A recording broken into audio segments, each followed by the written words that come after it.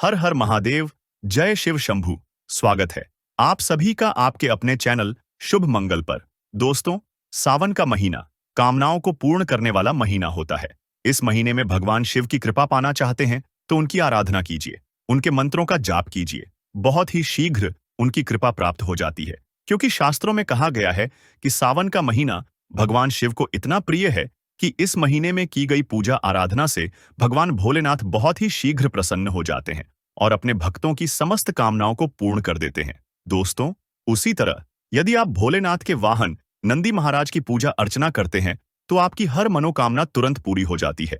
और अगर पूजा करते समय आप ये शब्द नंदी जी के कान में बोल देते हैं तो आपका कार्य पूरा होने से कोई नहीं रोक सकता। दोस्तों, इस सावन मास में भगवान शिव की पूजा के समय कुछ विशेष नियमों का पालन करना चाहिए। कुछ विशेष नियम इस सावन मास में हमें जरूर अपने लिए निर्धारित करने चाहिए कि हम इस विधि से पूजा आराधना करेंगे।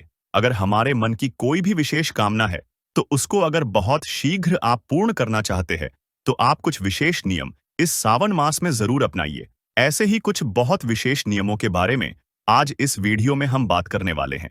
लेकिन दोस्तों, उससे पहले आपसे रिक्वेस्ट करते हैं कि वीडियो को लाइक जरूर करिएगा, दोस्तों को शेयर कर दीजिएगा और अगर आपने अभी तक चैनल को सब्सक्राइब नहीं किया है तो चैनल को सब्सक्राइब करके बेल आइकन जरूर दबाइएगा। दोस्तों, आपकी कोई भी कामना हो, किसी भी कामना के लिए भगवान शिव की आराधना करना चाहते हैं, धन, संतान, व्यापार या फिर जीवन की कोई भी आपकी समस्या हो उसे दूर करना चाहते हैं, आप किसी भी नियम का पालन कीजिए, भगवान शिव की आराधना कीजिए, आपकी कामना अवश्य पूर्ण होगी।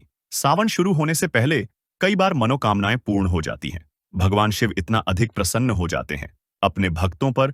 वही दोस्तों, समर्पित भाव से भगवान शिव की शरण में जाएं, सर्वस्व त्याग कर भगवान शिव की शरण में जाएं। सर्वस्व त्यागने का मतलब सिर्फ ये है कि जब हम भगवान की शरण में जाते हैं तो हमें मन में किसी भी प्रकार का संशय नहीं रखना चाहिए। कई भक्त होते हैं जो पूजा करते हैं लेकिन उन्हें लगता है कि इस पूजा से कुछ नहीं होगा। अगर आप पहले ही यह चीज मान लेंगे कि देखते हैं क्या होता है तो सच में कुछ नहीं होगा। आपको मन में विश्वास रखना होगा कि मात्र एक लोटा जल ही अगर मैं भगवान शिव को अर्पित कर रहा हूं तो इसी से मेरी मनोकामना पूर्ण हो जाएगी। अगर आपके मन में विश्वास होगा तो शिवलिंग के मात्र दर्शन करने से भी आपकी मनोकामना पूर्ण हो जाती है। तो विश्वास बहुत आवश्यक है, इसलिए कह रहे हैं सर्वस्व त्याग कर भगवान शिव की शरण में जाना होता है, तभी हमारी मनोकामना पूर्ण हो जाती है। दोस्तों, आज जो नियम हम आपको बताने वाले हैं, आप इसमें से कोई भी एक नियम अपना सकते हैं, चाहे तो सभी नियमों का पालन कर सकते हैं। ये पूजा के ही नियम है, बस हमें ध्यान रखना है कि हम पूरे महीने इन नियमों का पालन करें, प्रतिदिन इस नियम का पालन करें और श्रद्धा भाव से पूरे नियम का पालन करें। तो सबसे पहले बात करते हैं अभिषेक के बारे में। जो हम अभिषेक करते हैं, भगवान शिव का एक आप नियम बनाइए कि प्रतिदिन आप शिवलिंग का अभिषेक करेंगे जिस भी द्रव्य से करने में आपको सुविधा होती हो। जैसे कुछ लोग पंचामृत से करते हैं, कुछ लोग कच्चे दूध से करते हैं, या आपकी कोई विशेष कामना है जैसे कि कुछ लोग गन्ने के रस से करते हैं या अनार के रस से करते हैं या केसर के रूप से करते हैं। जो भी आपके पास उपलब्ध हो या जो भी आपकी कामना हो, आप यह नियम बना लीजिए कि हर रोज आपको शिवलिंग का अभिषेक करना है या हर रोज आपको शिव मंदिर जाकर दर्शन करना है। अब अभिषेक कैसे करना है? बहुत से भक्त जाते हैं जल्दी से अपने हाथ में जो पानी होता है, जो भी द्रव्य आपके हाथ में होता है, पात्र में आप पलटते हैं शिवलिंग पर और थोड़ी देर रुकते हैं और चले आते हैं। ऐसे अभिषेक नहीं करना है। जब आप अभिषेक करते हैं पूरी श्रद्धा भाव से सच्चे मन से कीजिए।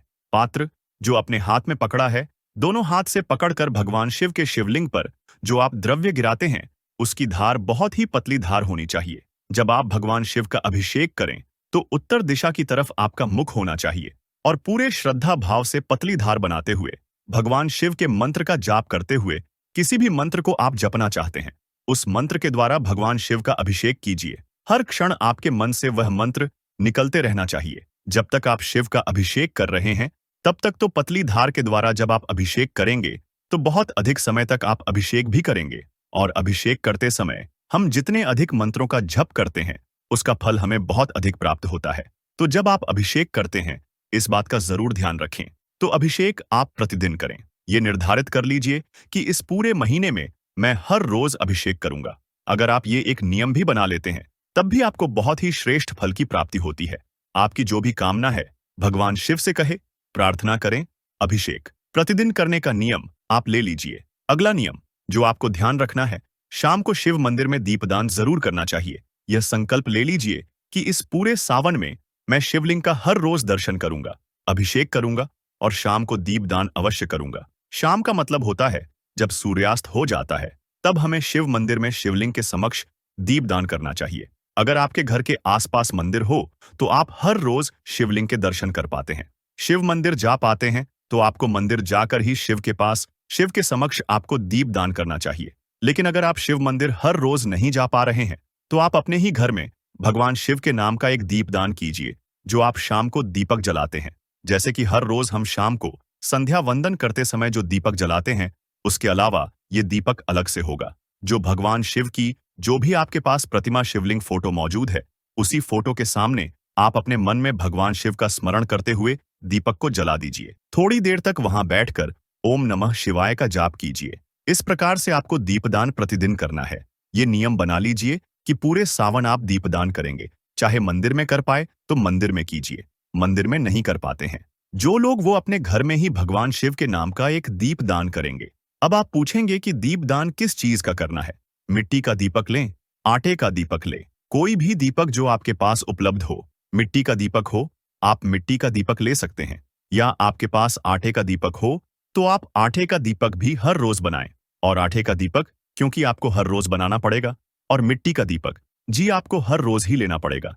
प्रतिदिन नया दीपक हमें प्रज्वलित करना होता है। तो अगर आप घर में दीपदान कर रहे हैं, तो आप कोई भी धातु का दीपक भी प्रयोग कर सकते हैं। तो हर रोज आप साफ करके उसे दान में प्रयोग करेंगे। और उसमें आपको क्या ढालना है, घी या तेल, ये आपके अपने सामर्थ्य पर है।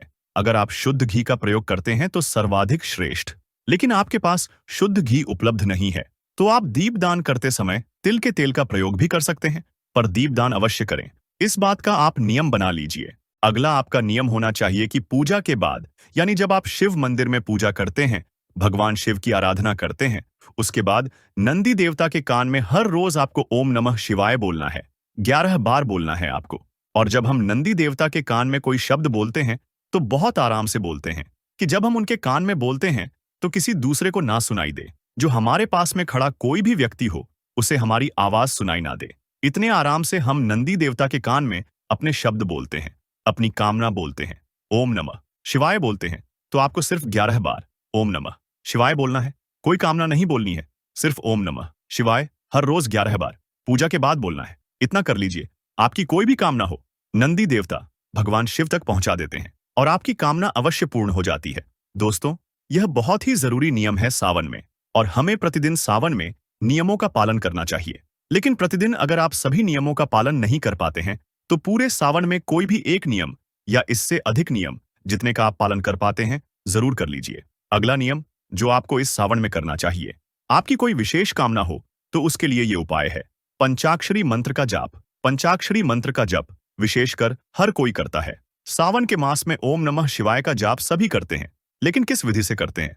देखिए, आपको एक संकल्पित संख्या लेनी है कि इस पूरे सावन में मैं 1.25 लाख की संख्या ओम नमः शिवाय का या नमः शिवाय का जप कर दूंगा। माला द्वारा, रुद्राक्ष की माला द्वारा।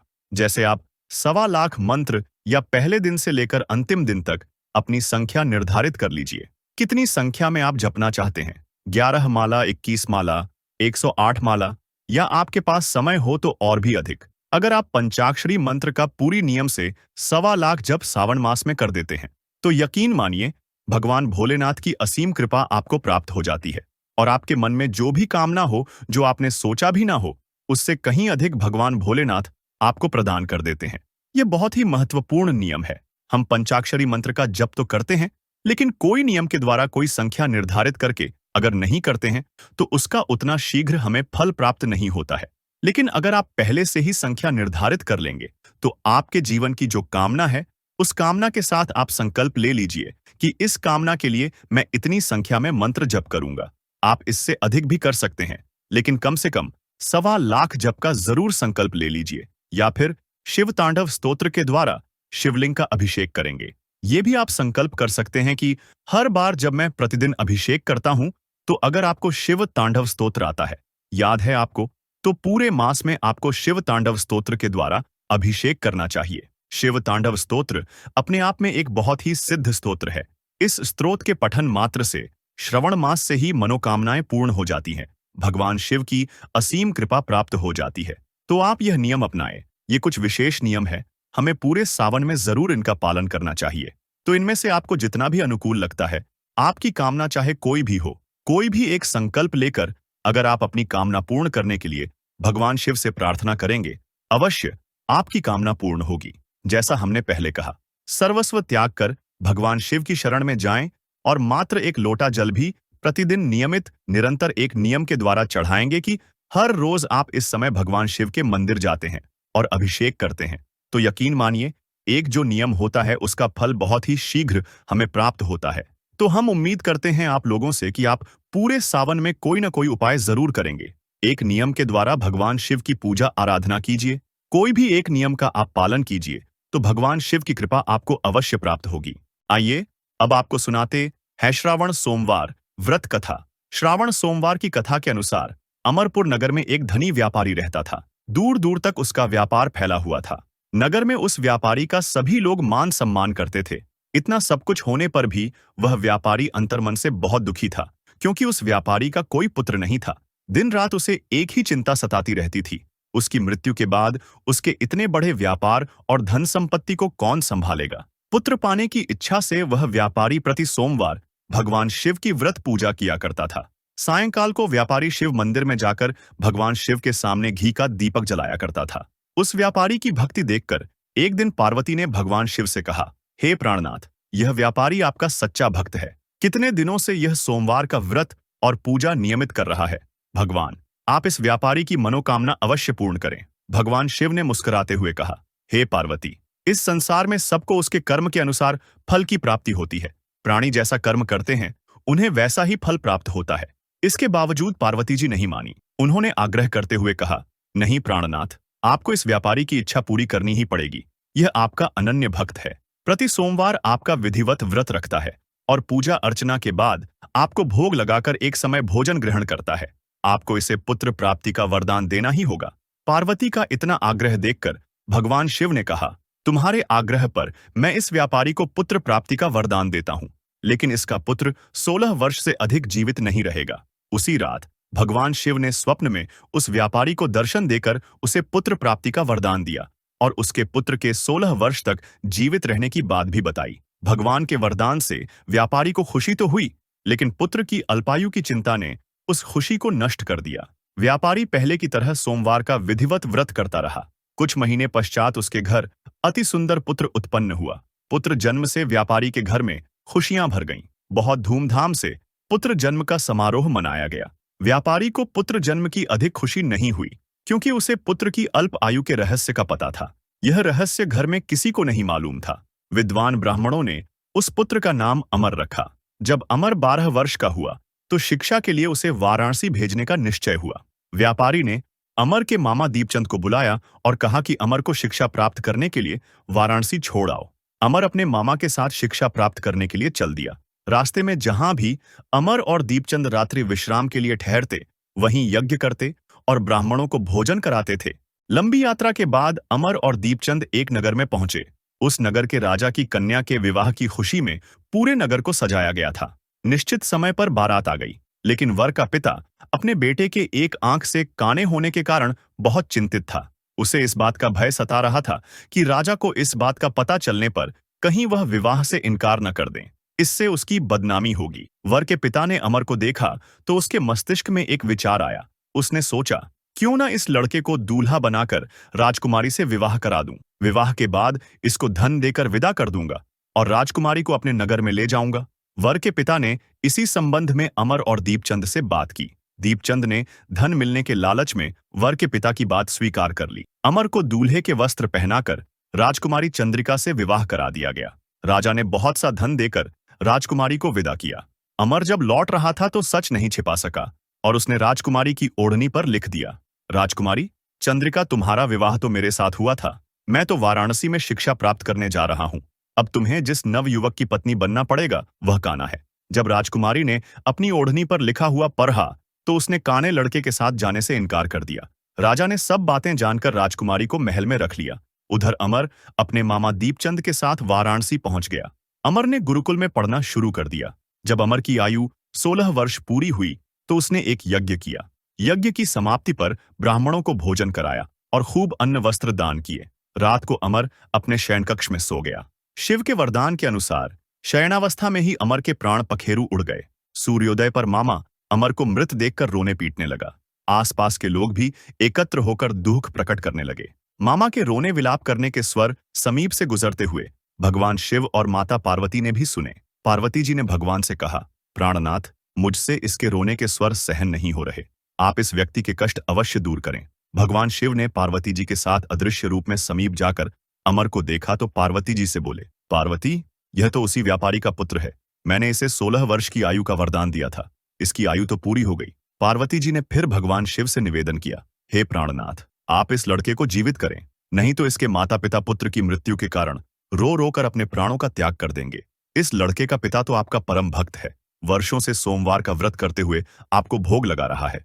पार्वती के आग्रह करने पर भगवान शिव ने उस लड़के को जीवित होने का वरदान दिया और कुछ ही पल में वह जीवित होकर उठ बैठा। शिक्षा समाप्त करके अमर मामा के साथ अपने नगर की ओर चल दिया। दोनों चलते हुए उसी नगर में पहुंचे जहां अमर का विवाह हुआ था। उस नगर में भी अमर ने यज्ञ का आयोजन किया। समीप से गुजरते हुए नगर के राजा ने यज्ञ का आयोजन देखा। राजा ने अमर को तुरंत पहचान लिया। यज्ञ समाप्त होने पर राजा अमर और उसके मामा को महल में ले गया और कुछ दिन उन्हें महल में रखकर बहुत सा धन वस्त्र देकर राजकुमारी के साथ विदा किया। रास्ते में सुरक्षा के लिए राजा ने बहुत से सैनिकों को भी साथ भेजा। दीपचंद ने नगर में पहुंचते ही एक दूत को घर भेजकर अपने आगमन की सूचना भेजी। अपने बेटे अमर के जीवित वापस लौटने की सूचना से व्यापारी बहुत प्रसन्न हुआ। व्यापारी ने अपनी पत्नी के साथ स्वयं को एक कमरे में बंद कर रखा था। भूखे प्यासे रहकर व्यापारी और उसकी पत्नी बेटे की प्रतीक्षा कर रहे थे।